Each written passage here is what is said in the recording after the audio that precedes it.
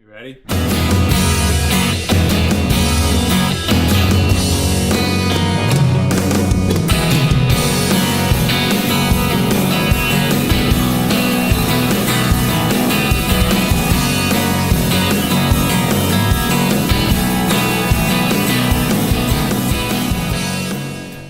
Welcome to One More with Brian Erickson. I am neither of those things. Each week we bring on two new guests and we sit them down on this couch and we ask them why they do what they do, and this week is the exception. This week we have one guest only. We have Frank and Brian from the Paper Jets. They've been a band for 10 years. They just released their third album, 3 albums, 1 EP? Correct. Yeah. Their third album, Every Day Forever. We're very happy to have them on. But first, and as always, ladies and gentlemen, Miss Jessie McCormick. Jessie, how are you doing? I'm good. How are you? We were all really panicked, and I think that went pretty okay. We're doing really well so far. How are things? What have you been up to? Things are good. I can walk again. Congratulations. Everyone give it up for Jessie. Yeah. Thank you so much. She was the scene's favorite cripple for a little bit. Now she's back. Yeah, I sure was. So you're wearing a Paper Jets shirt tonight. I am. And we talked about it. I think you probably more than anyone else, you have the most local band t-shirts maybe ever. Yeah. Like realistically, how many do you think you have? Because I have like at least 20. Yeah, I was going to say probably have like 30, 35 at least. We just have so many shirts of our friends. Like the thing is, I wish every like local shirt was just their face.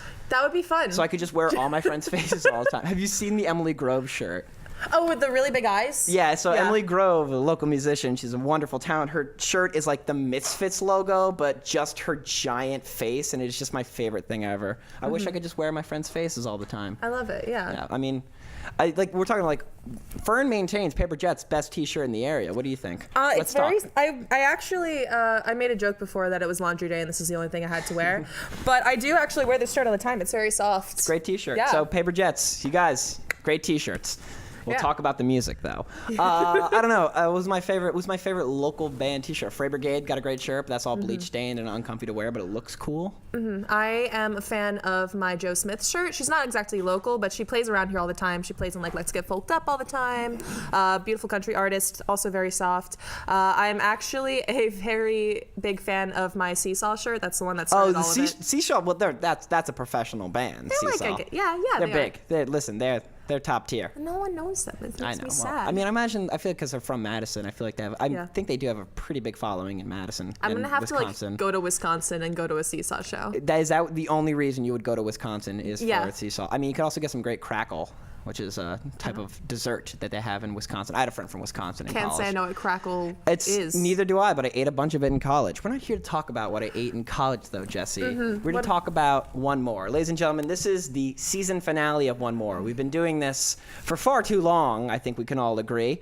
And we want to look back with some great moments and some great highlights from this year. So, Matt, are we ready to roll the clip of all the highlights of this year? Ladies and gentlemen.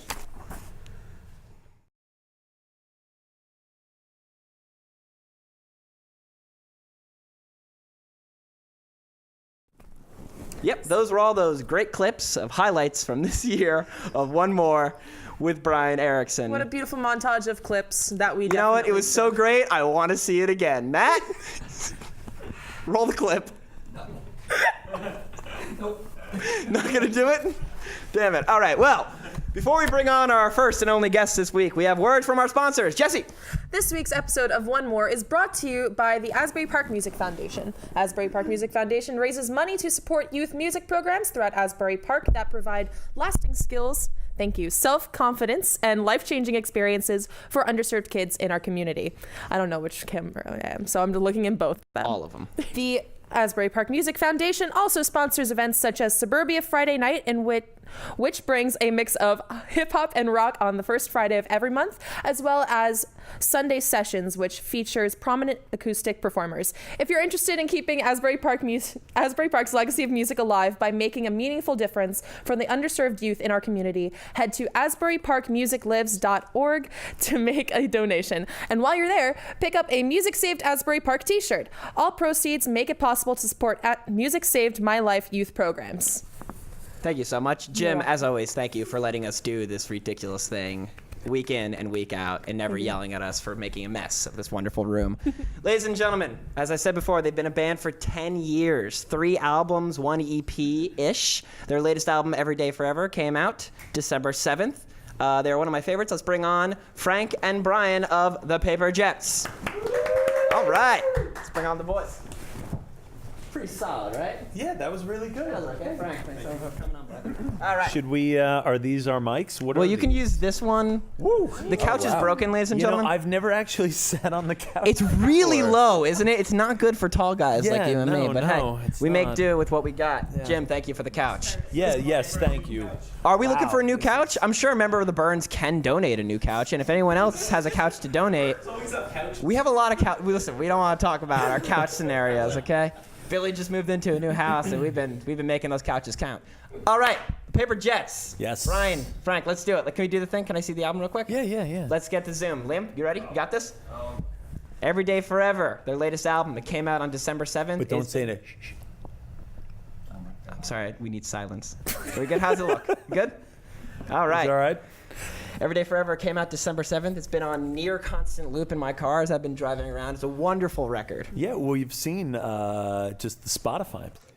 How's it been doing? We've gotten about like 12, 12 plays. 15ths of 1 cent. Hey, look so at that. far. And who says you can't make money in music, Yeah, no, ladies and no, gentlemen? not at all. I want to talk about the record first, and I want to kind of jump back and do this. Because for me, a thing about this album that I'm picking up is it's a melancholy album. There's a sadness to it. Yeah. I found, at least. Would you guys, is that not something you were purposely going for? What do you think? Oh, what do you think, Frank? I mean, you were there. I was there. Frank Lettieri, ladies and gentlemen. Yep, that's my quote for the night.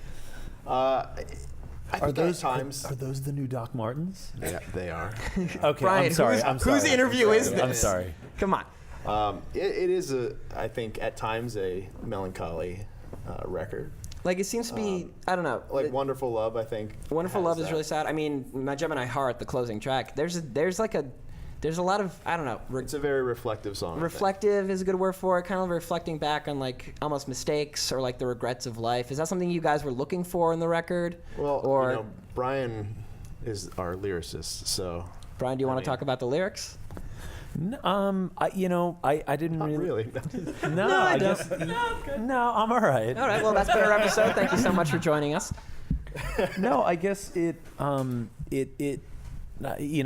song in particular, like we had sort of set a deadline to get ourselves like, all demoed up by a particular time, and I had a different closer. I think I showed it to you once, and then like a week before this, like My Gemini Heart sort of just like came out, all like 6.5 minutes of it. Yeah. And I think I remember like showing you that and you being like, yeah, that's better. Let's do that. Yeah, I mean, I think that song is my favorite off the record. Yeah, and we didn't even there's no random, there's no extra song that we left out. Like the other one didn't even get recorded. Like it didn't even get demoed. So it was just, that was so definitive that we were like, yeah, no, that's the closer. We got it. I mean, it makes a big statement at the end. And again, there's that line, summer fades, winter cold remains, something like that. Yeah, something like that. Well, you would know. What's the actual line? Those winter moments seem to last forever. Yeah, winter moments Something seem to like last that, forever. yeah. Like again, the whole album has this like feeling of it almost feels like you're reflecting a lot and looking back on what happened and commenting on it. I mean, I don't feel that you're an autobiographical lyricist in a sense, but not always. But there's something. Not usually. Yeah. Usually it's more like. It's more observational, what's the deal with, have you ever wondered, like that sort of, observational. Yeah, what's the deal with, airline food? Yeah. Have you ever wondered about malls? Yeah, you ever wonder why? Sorry. I cannot be genuine for more than 3 minutes at a time. I like to apologize to my girlfriend. Poor Ava. Yeah, God, I don't know how she She's deals such with a it. trooper, man. She You guys supports- is... It's insane. I don't know what deal with the devil I made. I don't know what Russian website I purchased her from, but it kicks ass. I broke Jesse. All right, look, back to the album. I do apologize. Let's talk about. We got time. I mean, we're only 10 minutes in. All right, We let's got a talk. whole Let's talk hour about my here. relationship for the next 15 minutes. Chris, how about you get on the couch? We'll all we have get the out. couch for This is gonna be like a "This Is Your Life." We're gonna bring in Ava, and like my therapist, Yep, and my mom, everybody, and just yep. have them be disappointed at me. The If I third- may bring things back to the conversation. Why would you do that, Jess? Yeah, I mean, I am a co-host, so I will now co-host. Please. Yeah. So going off of what you said about a lot of it being observational, I kind of wanted to bring up I guess what would of the album, which is Charlie, It Can't Be Done. Okay. Just because the story behind that is really cool, and for people who don't know kind of the... So that line about Beale Street, Yeah. was that written before or after we went there to master our previous record? Oh, it was are. written after, yeah. Because what happened was that it was written from the perspective of being in New Orleans, actually, where I was listening to like this Bill Hicks bit about Elvis and about his stagehand, this guy Charlie Hodge. But Elvis, Elvis, the experience, took place largely in Memphis. But I was thinking, we met a barista at a coffee shop on Frenchman Street with a chip, and your eye tooth, by the way, is your canine. She had a chip in her tooth. Mm. And this is this blonde barista with a chip in her tooth.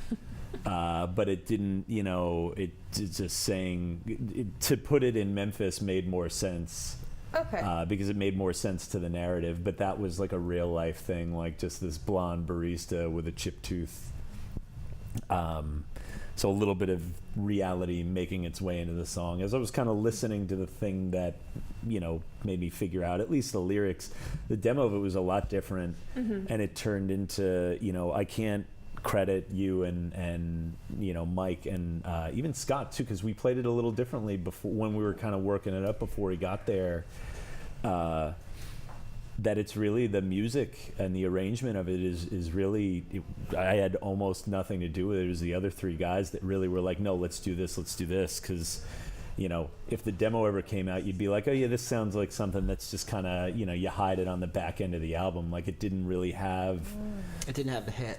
Well, let's talk about the music of the album, because I think the production on this album, top to bottom, is absolutely stellar. It's this guy right here. So yeah, Frank, let's talk. This guy. No, it is, though. It is. Listening back to the Paper Jets, there's kind of a clear evolution of where you guys started from and where you came, and I want to get to that. But first I want to talk about specifically this album and be like, what were you listening to? What was inspiring this? It's a wall of sound, more or less. Everything's so airtight and it's so huge, but everything's filling so perfectly. Let's talk about that. I mean, I think that, so the way that we played them over the years, prior. Yeah, I'm sorry. These songs have been around with you guys for a while, correct? Yeah, the oldest stuff was, we debuted a couple of them in 2014, yeah. So they've been around for a bit. We were a three-piece, and then when Mike joined, that wall kind of opened up a bit, but also grew. It doesn't really make much sense, but the wall of sound I see where you're coming from, became apparent because, the drums would have to fill in that wall prior to Mike joining, I'd say. Yeah, I would say so. And then when Mike joined, he kind of filled out the sound. So then, to answer your question about the production of it, I like when I mix and when I engineer, I like the LCR, or left, center, right, and I like to keep it that way, at least in stereo. But the album that Jack Joseph Puig recorded, but from a band called Tonic, and the record's called Lemon Parade. I'll say this. That album is a great sounding album, regardless of what you think of the songs. Well, it's let's be entirely clear. My musical taste is near nothing, and I know mostly they might be Giants and Mountain Goats. So I mean, this was back in. I was born in '82, so this was back when I was growing up, and I just remember because back then, there wasn't anything. You had to live with a record for once you got it for a while, and you appreciated it. So that record I lived with. And the production on it, especially the drums and the guitars, are just, it's one of my favorite records. So I was trying to go in that vein with it, where the guitars, there's, a guitar over on the left ear, right ear, there's some in the center, just to fill out a little bit, mixed real low in. How do you pan drums? Do you do from drummer's perspective or from listener's perspective? I do it from the drummer's perspective. Do you do? Okay, so just for anyone who doesn't know, there's a thing in mixing where you can pan the drums where you set it across the channel. Some people like to do snare on the left and everything on the right, as if you are the drummer. Some people like to flip it. I always say I don't really get the point because what if the drummer's left-handed? But hey, man, sure. I understand because there's something to be said for the difference between songwriting and arrangement versus production, making the studio something something that serves the songs. And I Yeah. think this album does a very good job. Like Gemini Heart, which has this melancholy, it has this beautiful build to it, and then it gets quiet and reflective, which serves the lyrics. And the production of that is brilliant on this album. Thank you. I mean, last year, I think before I finished mixing, or maybe even before I started mixing it, I went out and did a couple days of work with this mixer named Sylvia Massey. She worked on the Johnny Cash recordings that he did with Rick Rubin. The America recordings. Yeah, American recordings. Red Hot Chili Peppers, Aerosmith, System of a Down. So the board that she had was actually the board that Quadrophenia from The Who was mixed on. No and big deal. George Martin mixed on it as well. Jesus. So And where's this board now? it's in Oregon. So it's just sitting in Oregon. Yeah, it's just sitting out there. I mean, it's in use. I mean, Yeah. Clearly, obviously, it's yeah, being but- used. Like It's it's, I love that sitting in a idea. warehouse. Like there's so many like you'll like find like, oh yeah, like, you know, the original board from Abbey Road, and like some dude in like Long Branch has it now. It's like, you know, there's something to be said for the tools for it. Sure, So like going back, like working It with her just- and mixing. Yeah, working with her, it just kind of gave me that confidence then to take what I learned both previously and then out there, and then bring it to our record. And I think I think it worked. I think you did a good job. There is a Sylvia did a mix on On one of the songs. It's Are not- you legally allowed to say, or can she not be credited? Well, she didn't do it on the record. I okay. have a version of it that she. That, And let me tell you, it'll I blow watched it blows the Yeah, water I off know. this mix. Oh, well, we should. I mean, what does it matter now? You should put it out. Just throw it on Spotify as like a single, you know? Just Yeah, throw it out there. Alternate mix. Yeah, What's that why not? U2 song that apparently Thedge like mixed like 300 times? There's a U2 song that happened. There does come a moment. when you- yeah. When you need to. I was watching this thing on the Beatles yesterday. I do a lot of my YouTube watching at night before bed, and it's usually some sort of production. But it was from the beginning when the Beatles started with George Martin all the way till the very end in Abbey wow. Road. And at Abbey Road, they said, we want to work with you again. And George Martin was like, well, you're going to let me produce it the way I want to produce it. And they said, yeah. And they said, even John? And Paul was like, yeah, even John. And that's how Abbey Road started, which I had no idea. Oh wow. Okay, I didn't know that. Yeah, because Let It Be, like they kind of jettisoned They George had Phil Martin Spector for that. do Yeah, it, and but he that's- kind of did it afterward. They didn't. They had Glenn Johns do it. So it's like, yeah, they had Glenn Johns and then Phil Spector, and Like- then they released a different version, Let It Be Naked, which I think is superior. Better. I also think that, you know, there's a certain amount of drugs that happen where Phil Spector kind of lost his mind and lost his ear. Well, yeah. By 1970, he just wasn't. We've all heard Death of a Ladies Man. Is that the Yes. Cohen album? Yeah, it's insane. If you ever got... Gotta if you get guys- Born to Be With You by Dion. Did he? Yeah, That checks it's the out. same time, like 76. Yeah, you know, like, let's just make and- everything as huge as possible. And End of the Century by the Ramones which, too. underrated record. It is, but it's like all these kind not- of batty sounding. it's not the Ramones like mid at all. '70s albums that Phil Spector somehow in the mid '70s Phil Spector like got work again. Yeah, I don't know. It's like they're like, this is the craziest man ever. Let's see what he can add to my Ramones song. Yeah. But going back to that production, Yes. Thank you. we- Frank, thank you should you, be Frank. doing this, man. You're so much better than Brian and I am tying things back. we did our first record at my house, and then this record we did at my house as well. We Are Strange Friends. That record was done in Bordentown, New Jersey, but it was. Do you want to give your home address for the viewers? You can get that off camera. Or you can get his social security number off camera There too, you go, ladies yes. and gentlemen. But all the amps that were used to create the sounds were mainly little amps. Yeah, Like Brian has a little Supro. Yeah, 66 Supro Trojan with like Jensen with a Jensen speaker, and you had a Just a 50s, 55 Princeton or 54. 54, 55 Fender Princeton, and it's like a little tiny thing, but you know when you kind of combine it, and it starts to get bigger and bigger. Yeah, well, I mean, that's going back to the idea of like using the studio to serve the production. Like, Right. when you're using smaller amps and you're, assuming close miking and stuff like that gives you all you have is a tone, and you Sure. can build the tone any way you want. Like, if you listen to those Fleet Foxes albums, there's no reverb when they recorded. All of that was added afterwards, and that's how they sound so huge. huge, yeah. Because they were able to go back in. That's a lot of the modern stuff. So yeah, once again, that's Everyday Forever. That just came out on Friday. Can we do? Let's do another silent zoom in. Yeah, and that's Mike Vierock did the graphic design on Mike that. Our Vierock, who guitar I think it's player, safe to say is the cutest member of the Paper Jets. I would say so. Yeah, no I hope offense, he's Frank. watching. No, it's I okay. hope he He's is, and probably- I'll say that. This episode's actually brought to you by how cute Vierock is. Yeah, about Bordentown Guitar Rescue.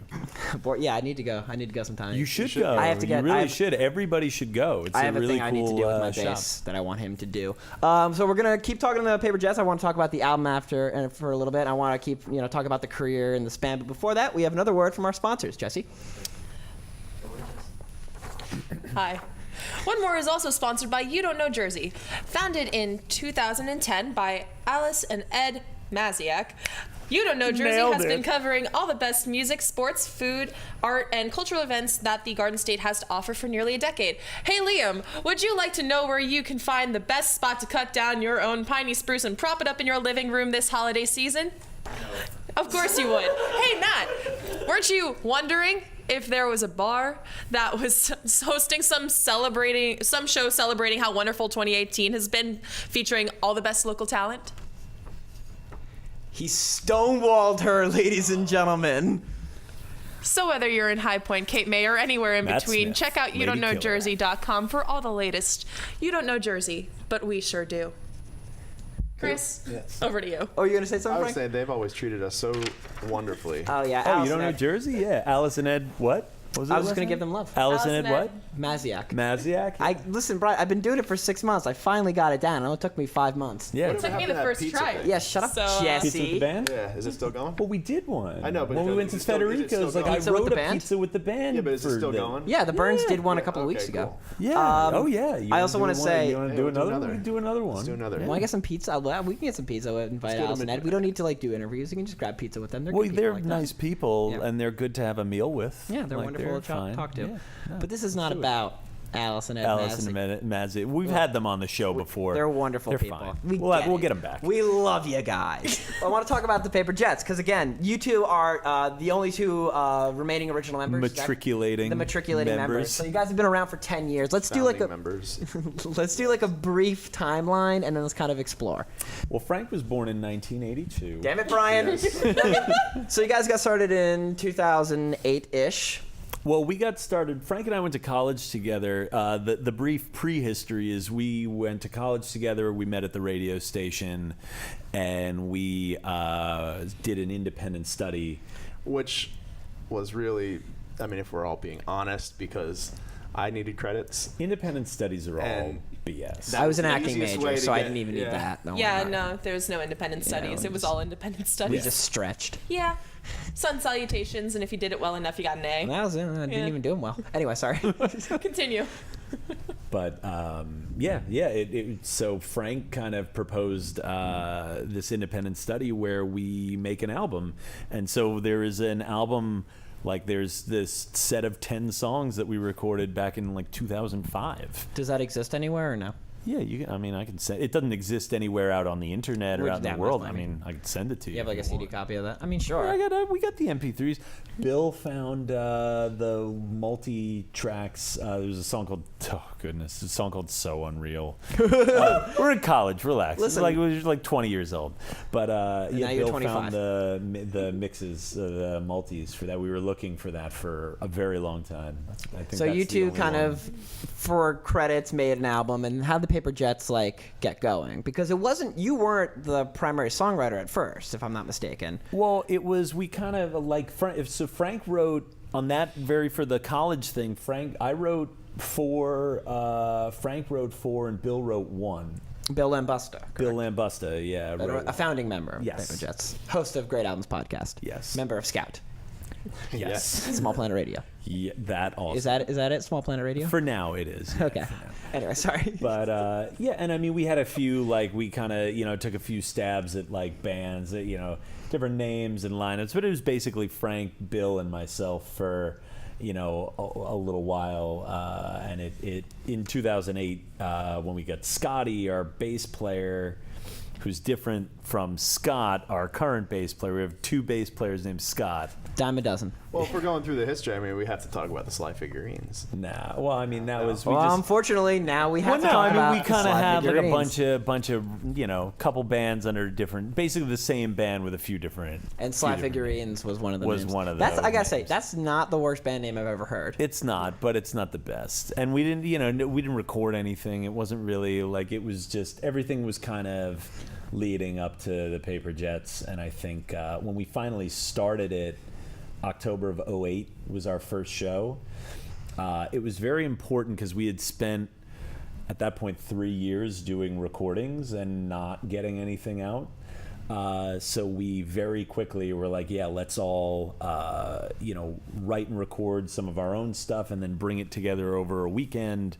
And that's how we got our first album, Face Forward. And that was Scotty, the Scotty, bass player, Bill, yourself, and myself and Frank. Yeah. I want to talk about, because I feel like 2008, like that was really the beginning of when you could do it all yourself. Like that's really like you could Yeah, pretty suddenly much. like the technology was available and affordable enough that you could record an album in your own home. Yeah. And like the internet was just getting started. Like MySpace was a great tool for musicians. Let's talk about like where like starting off there versus now where there's limitless options for everything, but like finding that in that first album, like the idea of doing it yourself.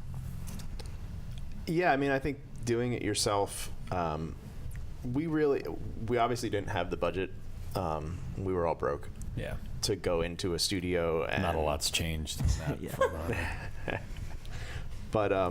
But yeah, I think there wasn't really even another thought. We just wanted, it was like a challenge. So we figured, let's give it a shot. And it turned out pretty well. Yeah. Our friend James Gilchrist helped us as an engineer on that.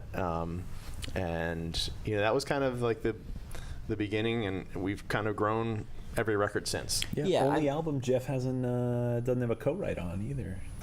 Yeah, we have like a silent partner, this guy Jeff Fiedler. Yeah, who's who I probably just met the watching. other Are night. you and watching? yeah, he's never probably heard of him. watching. Hey, Jeff. But he's Nice to meet he's you, dude. co-written a good number of songs with us. But on that record, ironically enough, nothing did not contribute to the writing. Yeah, I mean, not on purpose. We're freezing Jeff out. Yeah, of we this cut him out of that process. first one. It's all Like, you. he was baby. around. He just we didn't get to do any songs with him then. Yes, and like it's interesting because like I was listening to that first. That's the self-titled, correct? The Paper Jets. It's called Face Forward. Is it? Forward, Okay, yeah. I apologize. That's all right. It's interesting to me because like that album feels more, let's say, garage rocky. Is that fair? Like it's just kind I of think so. here's a guitar, here's Like another bedroom rock. Yeah, I mean. bedroom rock might be a little more accurate, but like again, that was the beginning of like it sounds like that not because it was a stylistic choice, but like that's how we recorded. We Yeah. recorded in our bedroom, so it sounds like a genre that was invented for the sake of calling what it was. Yep. And like the exploration of that kind of sound versus something like Everyday Forever where it's just so huge, it's such an interesting contrast, but it's still the same guys. I love the idea of like, it's 10 years later and suddenly doing it on your own, doing it by yourself there's so much more potential and there's so much more you can pull off. Yeah, we learned a lot. I mean, if I were to do it again, I like the fact that we did it on our own. But there's so much you can learn by going into a studio and saving that money and spending a day in a studio, just like that information that you just watch and you see how they do it. And that's I say all the time, I think that experience is well worth the price that is paid for a day in the studio. That's fair. So I mean, I think there's a blending right now of doing it yourself and also going into a studio. Like on Everyday Forever, we did the drums in a studio out in Philly called Spice House. Yeah.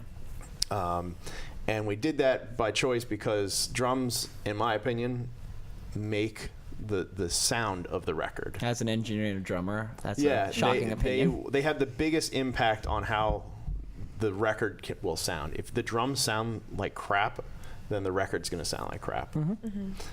Whereas guitars, since they're close mic'd, and drums, you have a lot of mics usually on them. There's a lot more things that can go wrong. Yeah.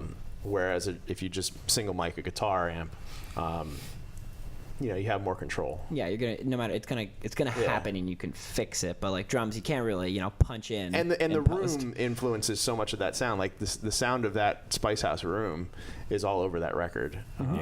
Especially at the end of Go On and. Oh, of course, yeah. Or as Vera Wonderful likes Love to say, too. Those like big tom fills and stuff. You can really that hear album. that. You guys did a very good job of making things get huge when they're supposed to get huge. Sure. Across that entire record. So we have that first EP, and then we have it was another EP, or was We Are Strange Friends next? Well, there was, if you know, like the first record and Strange Friends, there was 5 years in between because we actually there's another album that we did in between that we never put out. Oh yeah, you just kind of. Yeah, it was called Pictures Like This One. We recorded 14 songs, and that was kind of our first experience, I guess, in a proper studio. It was in Hoboken. Yeah, in Hoboken, and It doesn't exist. It's just gone forever. Oh, it exists. It exists, But and I it's think never we gonna happen, sort ladies of and gentlemen. we'd like to maybe we could say we'd like to put it out. It's never been mixed or anything like that. It just exists in just tracks like on 85% tracks on tracks. done. I know that. I mean, we could mix it and put it out, but it would take some doing. Like, it would take a good amount of effort, and because the process took so long and we weren't quite so seasoned at it, and the Strange Friends material was sort of coming on quickly, and I think I look at that material as like what sort of flipped things over for us. In terms of just like a little more, where I feel like that stuff was where you could say, oh, this isn't my friend's band anymore. It's just, this is a band. This is a band. Let's talk about that a second.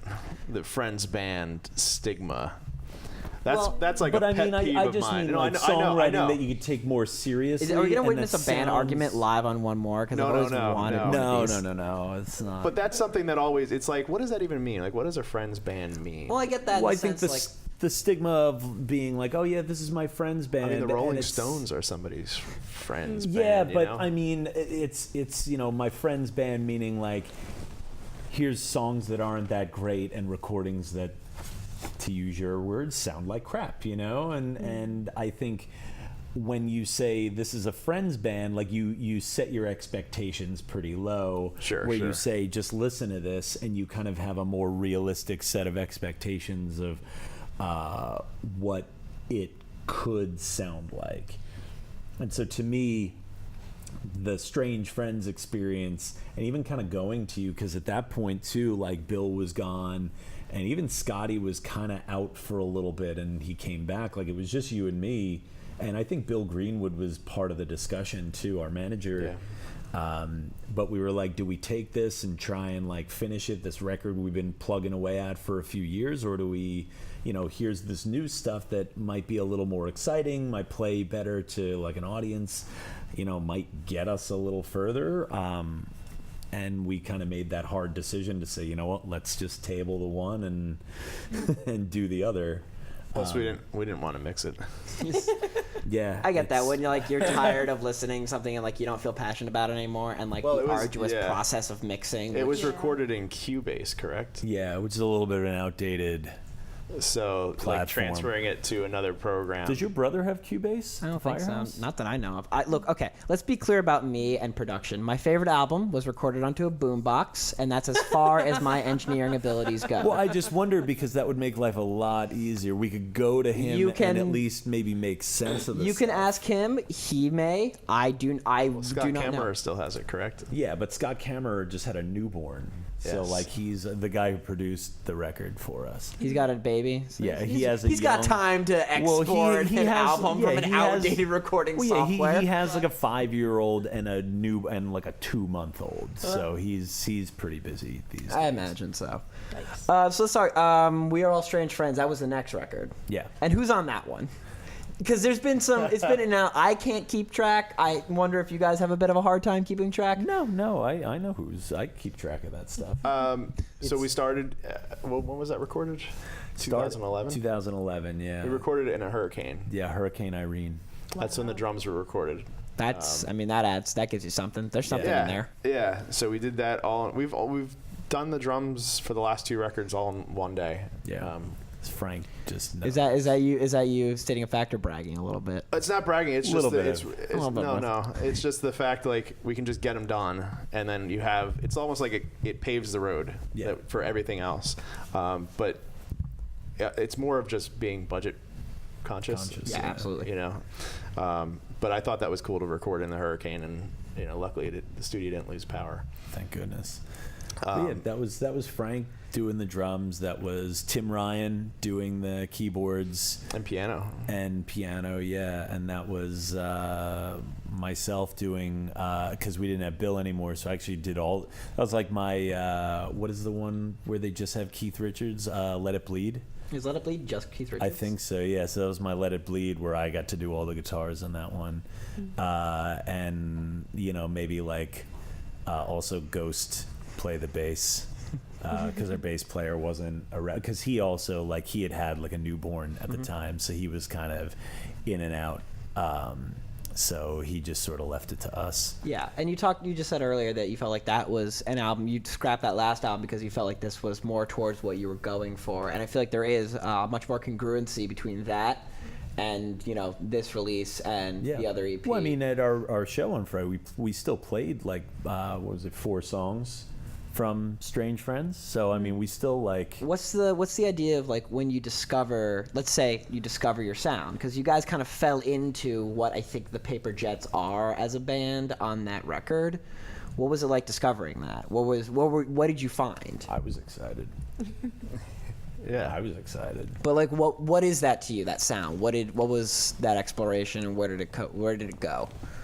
I mean, to me, that was me playing up to everybody else, because I was I was the last one to play an instrument. Like I didn't start till I was in college, until I was 20. So it was all, learn it as quick as possible, try and write as quick as possible. So that, and you figure that took a good 8 years, and you'd think, between learning how to play and when Strange Friends came out. And if you think about that, if you play guitar when you're 12 and you start getting good at writing songs when you're 20, maybe you learn when you're 20 and you start getting good at writing songs when you're 28. Yeah. It just takes a while. I'm still learning how to play guitar. But you're a really good bass player. I'm still learning how to play bass. But I think that's a good mentality to have. Yeah. Yeah.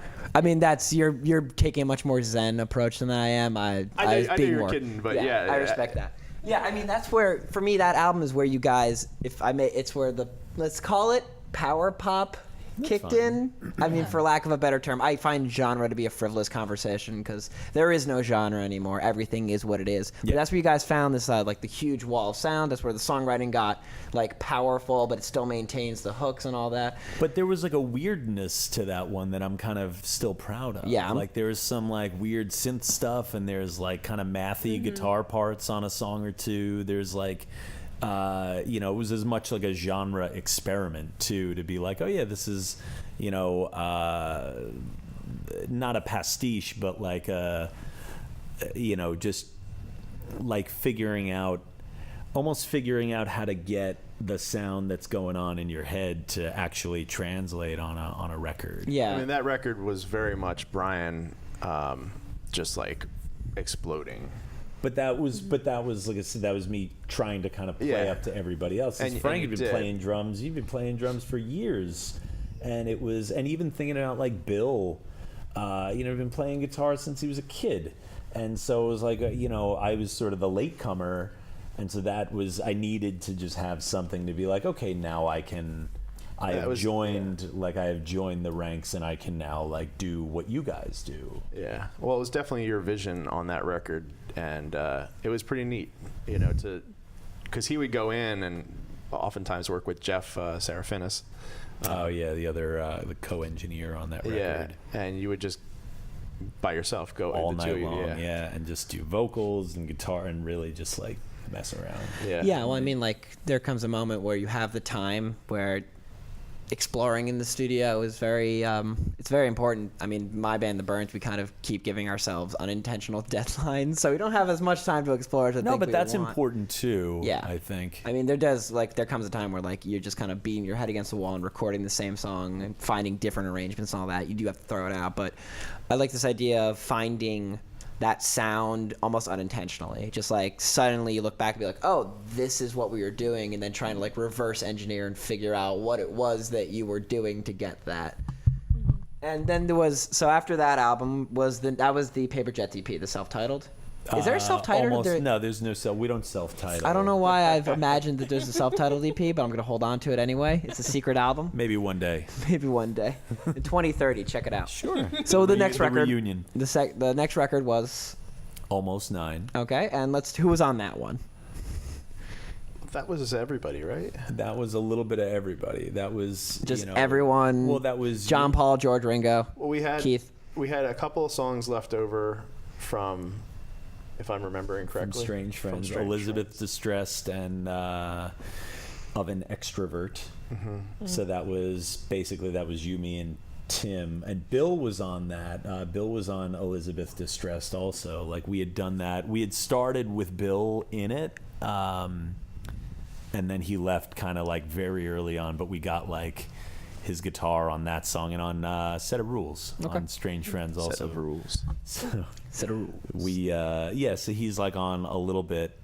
Brand New Shoes, you wrote that one. That was you, me, and Scotty, just the three of us. Finally, Scotty on the album.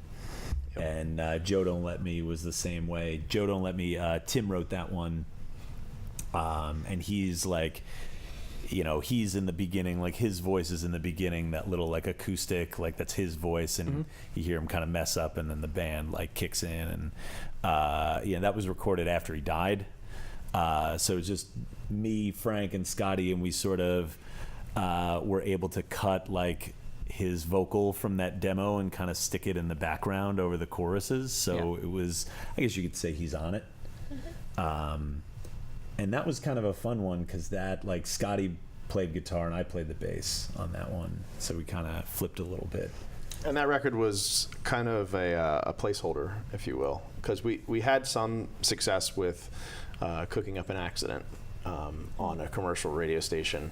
So we were like, when you first hear a song on the radio that you wrote, it's like, have you seen That Thing You Do? Yeah, it's like that. It feels like that now. Yeah, I've been there. It's a good feeling. It's a is really good feeling. So we were like, well, what do we do? Like, we don't want to lose that momentum.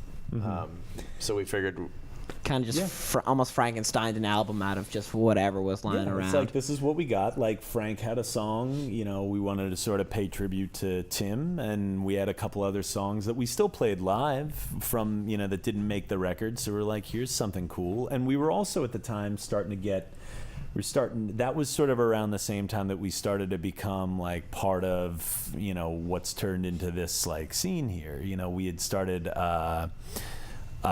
playing at a place called the Rail House.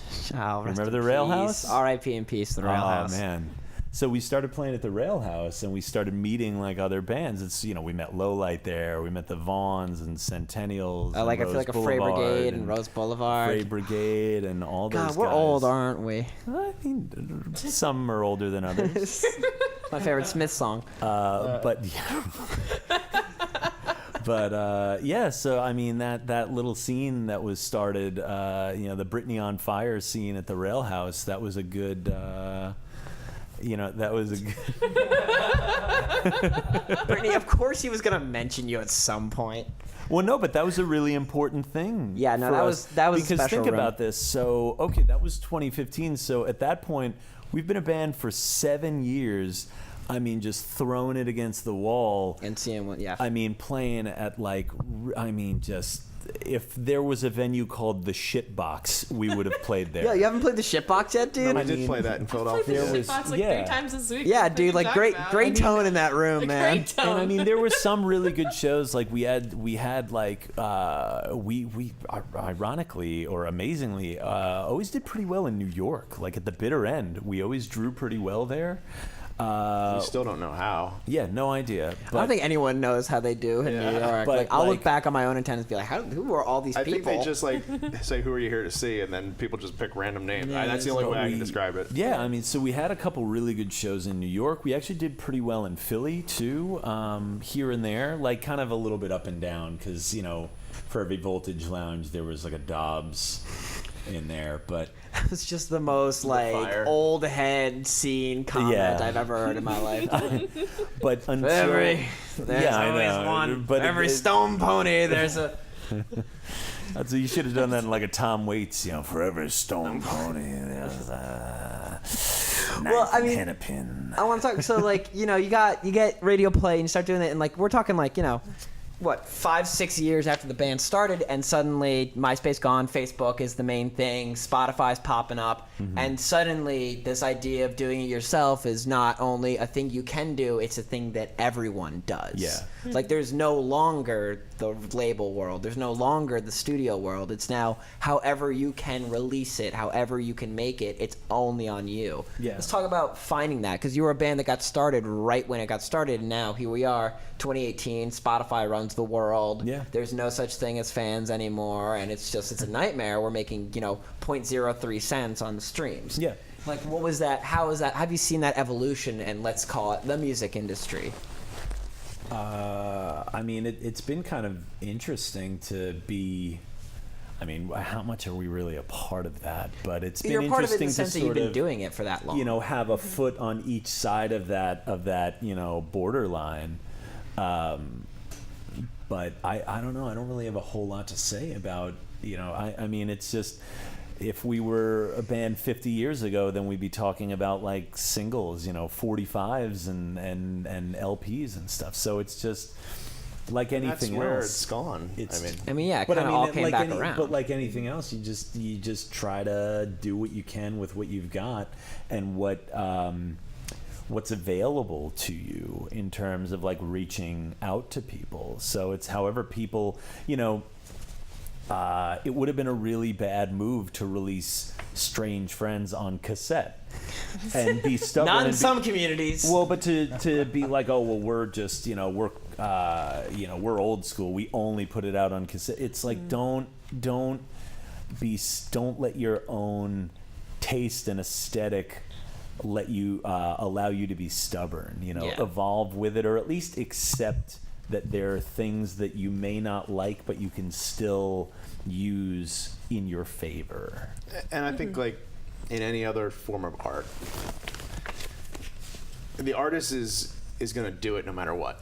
And I think that's a weird predicament that we're in now. And I guess going back to Napster, there was that debate. Well, do you give the fans what they want and give it to them for free?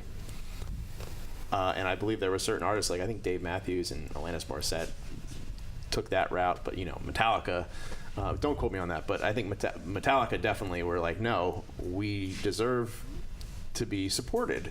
That's where great art flourishes. And I, everybody thought that was kind of lame back then.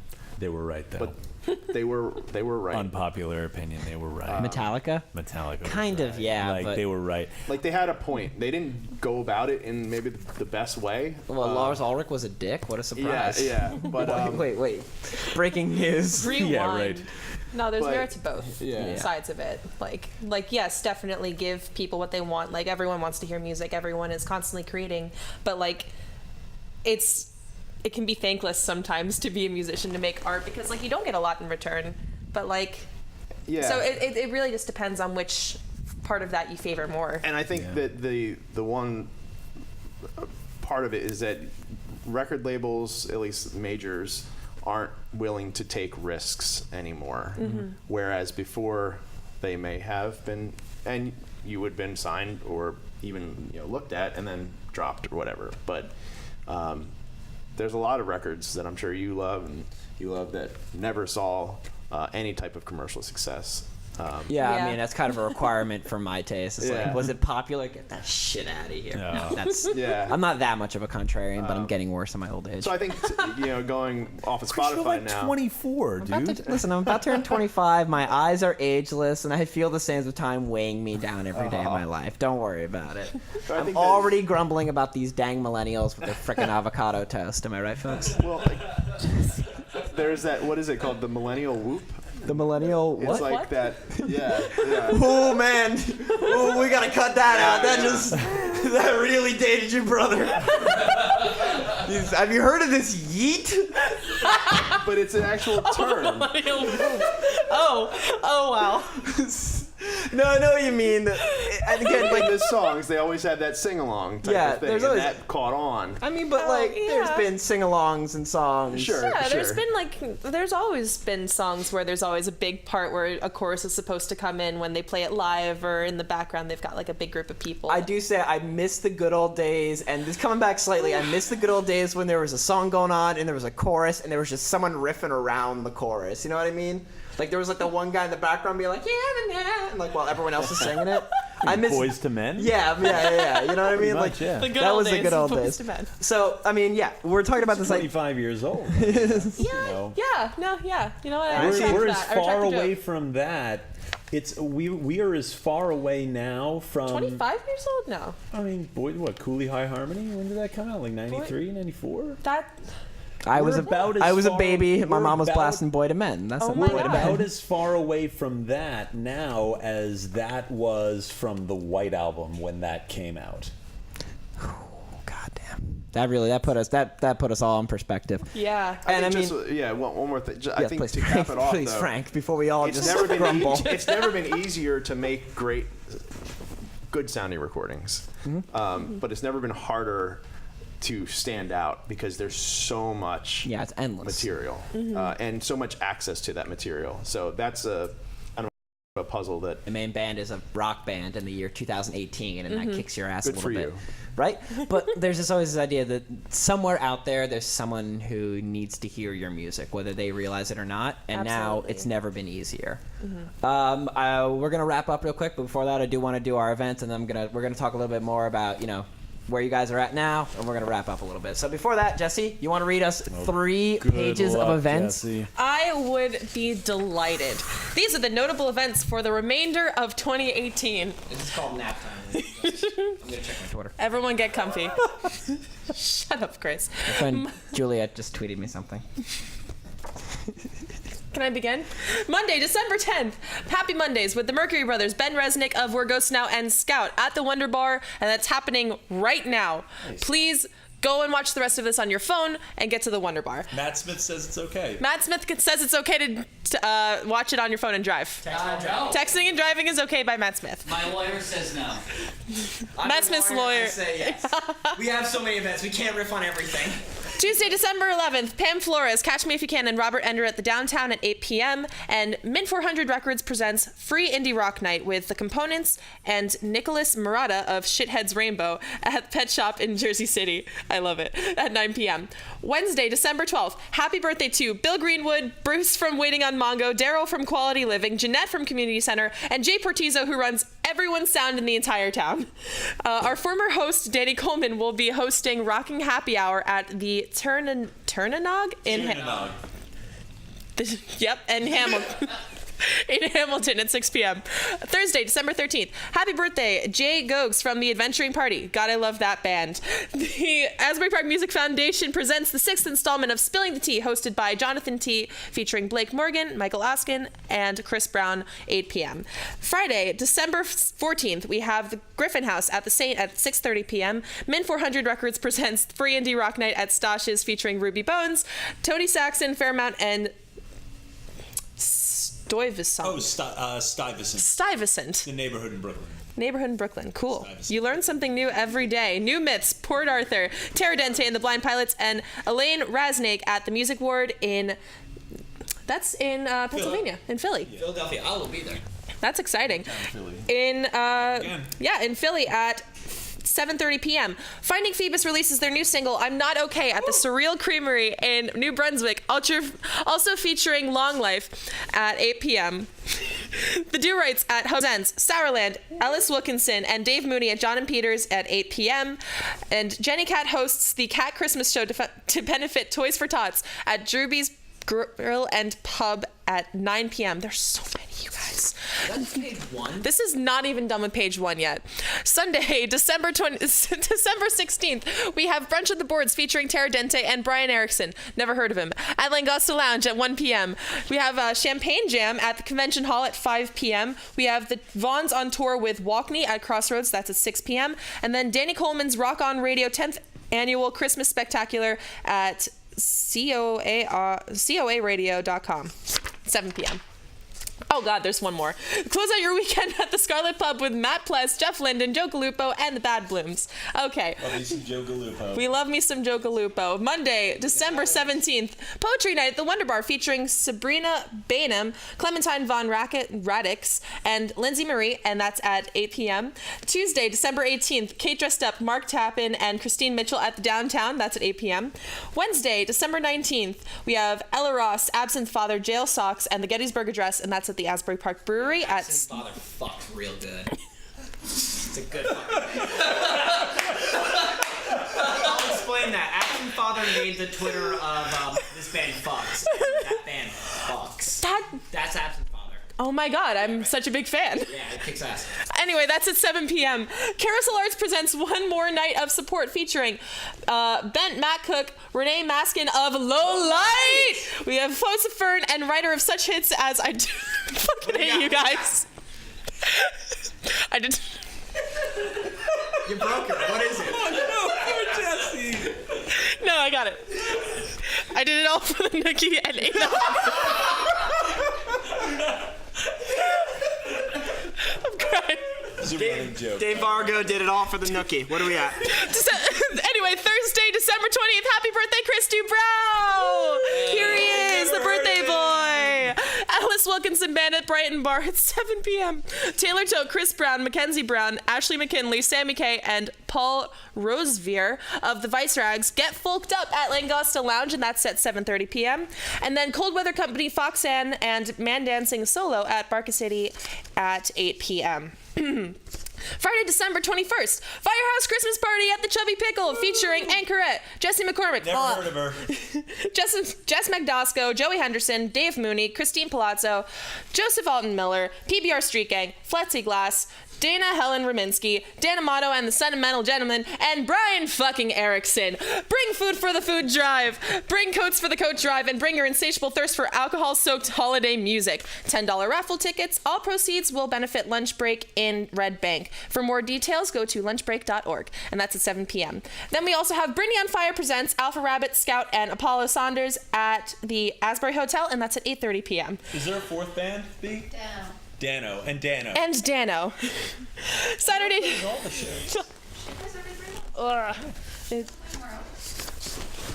Saturday, December 22nd, we have Pissed, Alpha Rabbit, Teenage Bigfoot, and Beer Me at the Mill Hill Basement in... Where is that? That's in Trenton. That's in Trenton. Yeah. Alpha Rabbit at the Mill Hill? No way. No way. My jaw is dropping. At 9 p.m., we have Sunday, December 23rd, Late Waves, Toy Cars, Halogens, and America Part 2 at the Asbury Park Brewery, and that's at 7 p.m. Tuesday, December 25th, Merry Christmas, you filthy animals. There's no gigs that day. Just stay with your families. Wednesday, December 26th, Kate Dressed Up, Joshua Mark, and Monty at the Asbury Park Hotel, and that's at 8 p.m. Friday, December 28th, which is night one of What a Wonderful Year at the Wonder Bar, hosted by the Big Dumb Burns, featuring Low Light and the Mercury Brothers leads, Pamela Flores, Brian Erickson, Tara Dente, Rachel Anna Dobkin, Dave Mooney, Christine Mitchell, and of course, the Big Dumb Burns. That's at the Wonder Bar at 7 p.m. Tickets are $12 in advance and $15 at the door.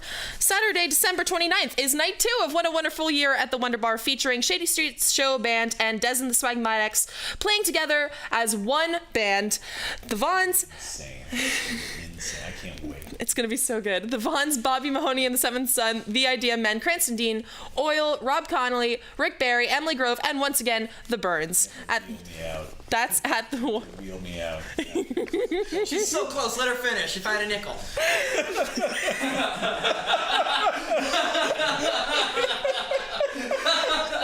Never coming on this goddamn show again. You're all cursed. Cancel. Good. Jim's like, that's it. You're out. You're off. We're so close. We're so close. That's at the Wonder Bar at 7 p.m. The same ticket rules apply. Sunday, December 30th. Close out your weekend at the Scarlet Pub with Jeff Linden and the Black Spot Society, Frayed Brigade, and Motor Heart Man. That's at 8 p.m. And then, finally, Monday, December 31st. Another 90s New Year's Eve featuring Livy and the Oaks as Oasis, Black Suburbia as Wu-Tang Clan, Dentist as the Cranberries, Natalie Farrell as Alanis Morissette, Avery Rose Puryear and the Thorns as Lauryn Hill, and Avery Mandeville as Neutral Milk Hotel. That's at the Stone Pony, 8 p.m. Or you can check out Remember Jones and his 12-piece band at the Asbury Hotel as he presents a night of soul pop favorites.